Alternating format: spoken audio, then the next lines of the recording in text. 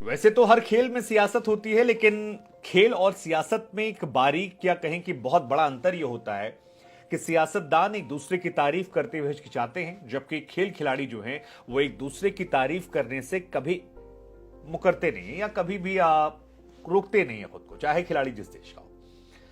पाकिस्तान के कप्तान और दुनिया के नंबर 1 बल्लेबाज बाबर आजम ने जब 131 बॉल पर 151 की पारी खेली तो दुनिया उनकी तारीफें करने लगी, और इन तारीफों में 2 तारीफें आई जो बहुत स्पेशल थी।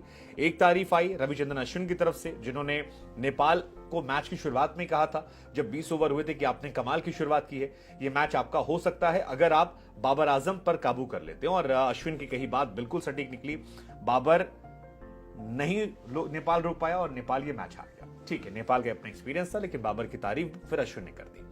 लेकिन दूसरी तारीफ जो है उससे बाबर आजम जो है एकदम गदगद हो गए हैं, और वो तारीफ आई है one of the greatest all time ODI या कहें इंटरनेशनल क्रिकेट में विराट कोहली साहब की। विराट कोहली ने बाबर आजम को लेकर जब स्टेटमेंट दिया तो बाबर आजम का रिएक्शन आया, कहा कि यार बहुत खुशी होती है। बाबर एक्चुअली ब्लश कर रहे थे, उन्होंने कहा यार बहुत खुशी होती है जब आपको इतने बड़े बड़े लेजेंड जिनसे आपने इतना कुछ सीखा है वो आपकी तारीफ में कसीदे पढ़ते हैं, और ये आपको इंस्पायर करता है और ज्यादा अच्छा करने के लिए, ये इंस्पायर करता है और ज्यादा अपने अंदर की काबिलियत को निखारने के लिए। और फिर इन दोनों की तरफ से वो चर्चा का जिक्र किया गया जब बाबर और विराट पहली बार मिले। हम आपको बता दें हाल फिलहाल में बाबर को लेकर विराट का एक और इंटरव्यू आया था, जिसमें विराट कोहली ने कहा था कि 2019 वर्ल्ड कप में पहली बार उनकी मुलाकात बाबर आजम से हुई थी। विराट बताते हैं कि इमाद वसीम, जिनके साथ वो अंडर 19 में खेल चुके थे, वो उन्हें पहले से जानते थे और उनके पास आए और कहा कि एक लड़का है हमारी टीम में, बहुत शानदार प्लेयर है और वो आपसे मुलाकात कर जाता है, बाबर आजम उसका नाम है।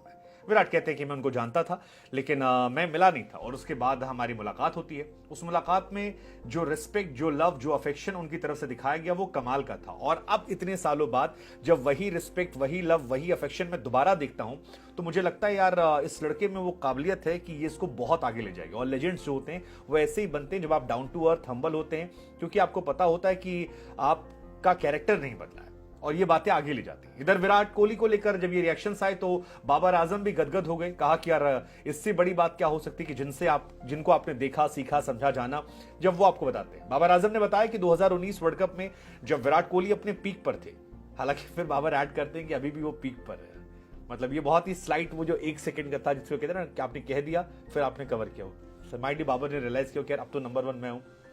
बट बाबर कहते हैं कि जब वो पीक पर थे, अभी भी पीक पर है, लेकिन तब मैं उनके पास गया था और बहुत कुछ सीखने गया था, और उन्होंने बड़े ही समय से मुझे दिया, सिखाया, बताया, और उन चीजों को जब मैंने अपने अंदर इंप्लीमेंट किया तो उसका नतीजा ये रहा कि मैं कमाल का बल्लेबाज बनकर निकला।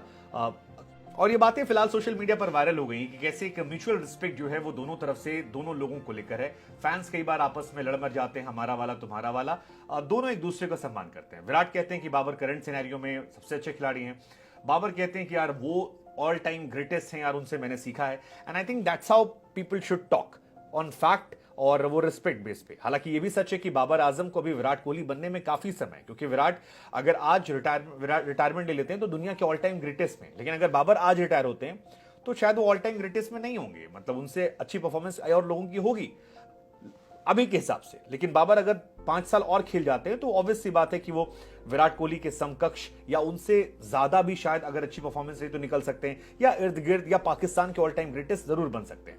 वैसे बाबर इस तरफ कदम बढ़ा रहे हैं और उसकी वजह है बीते मैच में जो रिकॉर्ड्स बने हैं। बाबर आजम की टीम ने 238 रन से मैच जीता। पाकिस्तान ने अकेले बाबर आजम ने 47 रन से नेपाल को हराया, और इस मैच में 14 रिकॉर्ड बने, जिसमें 7 रिकॉर्ड तो बाबर आजम के थे, जिसमें एक बड़ा रिकॉर्ड था सबसे फास्टेस्ट इस मैच में आपका 19 शतक लगना। मतलब बाबर आजम ने 102 पारियों में 19 शतक मारा है, जबकि विराट कोहली को करने में 124 पारियों का इंतजार करना पड़ा था। हालांकि विराट की शुरुआत स्लो थी, लेकिन बाद में विराट ने बहुत तेज कन्वर्ट किया है, वो उनका पीक टाइम था। और हाशिम अमला ने 104 पारी में किया, तो हाशिम का रिकॉर्ड जो है वो बीते मैच में बाबर आजम की तरफ से तोड़ा गया।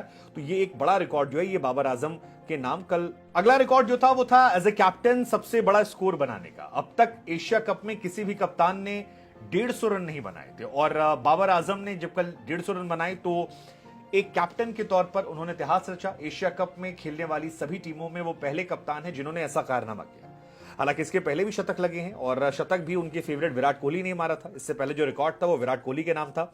2014 में बांग्लादेश में विराट कोहली जब एज ए कैप्टन गए थे तो फिर उन्होंने 136 रन की शानदार पारी की थी बांग्लादेश के खिलाफ एशिया कप में, तो वो एक रिकॉर्ड था। उससे पहले ये रिकॉर्ड दादा के नाम था, उन्होंने भी बांग्लादेश के खिलाफ 135 रन की पारी खेली थी, तो ये भी अपने आप में एक बड़ा रिकॉर्ड बना। इसके अलावा एशिया कप में जितने भी आज तक के पाकिस्तान के बैट्समैन हैं उनमें सबसे बड़ा रिकॉर्ड जो है वो बाबर आजम के नाम रहा। बाबर आजम ने ये रिकॉर्ड बनाया 151 बनाकर। इससे पहले यूनिस खान के नाम ये रिकॉर्ड था।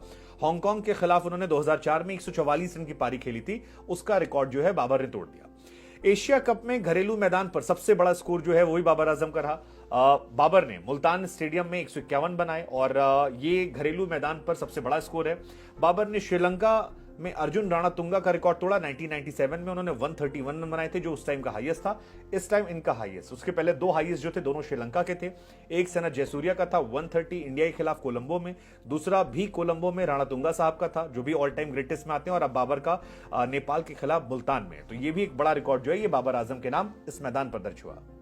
एक और रिकॉर्ड जो बाबर आजम के नाम दर्ज हुआ वो ये था कि as a captain Babar Azam उन खिलाड़ियों में हो गए हैं जिन्होंने 2 बार वनडे में 150 प्लस स्कोर किया।